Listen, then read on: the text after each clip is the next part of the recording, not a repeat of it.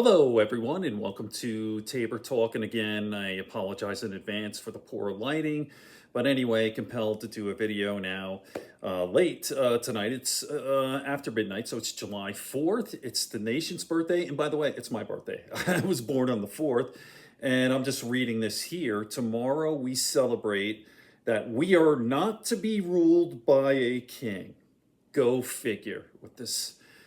It is really crazy out there. The temperature is like, I don't think I've ever seen anything quite like this after the ruling by the Supreme Court that, in essence, the president has immunity for official acts. Okay, this is scary stuff.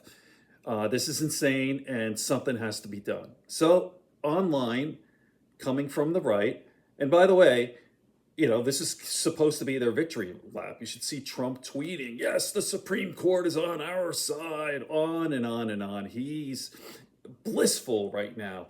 All caps, exclamation points. But still, even on Twitter or X, as they say, you hear the Civil War.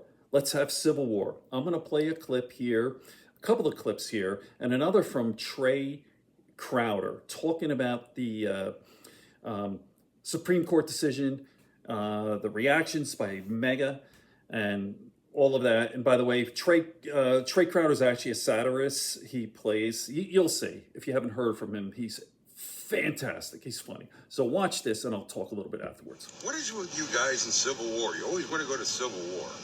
You're going to have to come to us, because I know me. I'm certainly not going to you. Like, who the fuck wants to go to, like, Ohio or Indiana or something? Fuck that. And seriously, do you want another million Ashley Babbitt cry stories again? Because that's what will happen. Like, you seem to forget, if you get stupid, the police, back to blue, are going to take you out. It's as simple as that. There's going to be a million Ashley Babbitt stories, and you're going to be another Ashley Babbitt. This isn't up to me. This is up to you. Let's be realistic here. Hey, y'all, you ever had your parents call and be like, listen, me ma turns 97 on Saturday, so we want everybody to come into town, put aside their differences, and try to get along for her sake, because we're pretty sure this is going to be her very last birthday. Yeah, well, this July 4th feels like that, but for America. Hey, we almost made the 250, y'all. Guess that's a pretty good run. What are you going to do? See, back in 1776, the Founding Fathers came together to make this country. They had many different factions and philosophies. The one thing they could all agree on was no more king shit. Fast forward to this Monday, and the Supreme Court said, actually, presidents are totally like kings, at least as long as we say so. That's right. In the case of Trump v. the United States, the Supreme Court of the United States sided with Trump. It's almost poetic in its shamelessness. And you have conservatives supporting this. How are y'all doing that with a straight face, by the way, conservatives? What happened to small government, freedom, liberty? Right? You're okay with throwing those things away just to own the libs one last time? It's worth it to you. Say what you will, the left would not respond that way in a similar situation. If the Supreme Court was like, listen, we're going to abolish the entire First Amendment, here's why.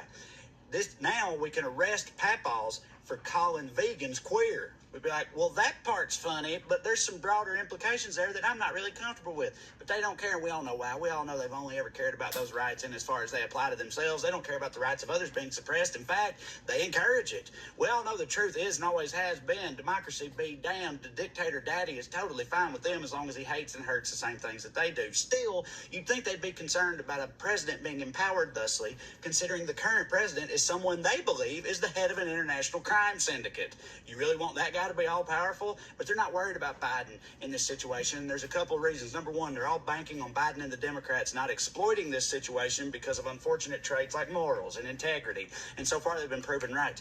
Biden already said he would not abuse these powers. Dude, sometimes the Democrats are like, if Batman was pathetic, they're always like, we don't stoop to their level. This is what separates us from them. It's like, sure, but maybe if you threw the goddamn murder clown off a building, the rest of us could sleep at night. All right, sometimes it's justified to fight a little dirty. That's not the only reason they're not worried about Biden.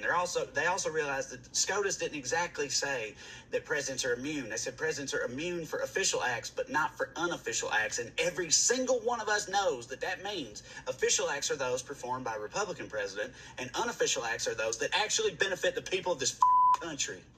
So yeah, it really doesn't even apply to Biden. But what are Biden and the Democrats going to do? I don't know. I'm not in the room, but I'll tell you this, Democrats, going out there and banging on the old, it's up to you, the people. You got to vote. That's all we can do. Banging on that drum ain't going to cut it this time. This requires something more than that. This is the culmination of a decades-long plot by them to usurp power in a country in which they are increasingly outnumbered, 100%. And the fruits of their nefarious labor are coming to bear before our very eyes right now. And what are you going to do about it? What is your plan? It's 4 months to midnight and the clock is ticking. Figure something out. So there you go. Very scary stuff. I really don't know what's going to happen, but just be hopeful. I'm an eternal optimist. I think goodness will prevail in the end. We're going to get through this thing. Okay, good friends, good books, and a sleepy conscience. Peace, love, and understanding here on Tabor Talk. By the way, if you like the video, like it and subscribe and spread it around. We're at 1,100 subscribers, tiny channel. My goal is to get to 10,000 subscribers. I don't know if that's going to happen or ever, but then I could start doing long form podcasts and I could start having guests. Okay, peace everyone. Have a great holiday if you can.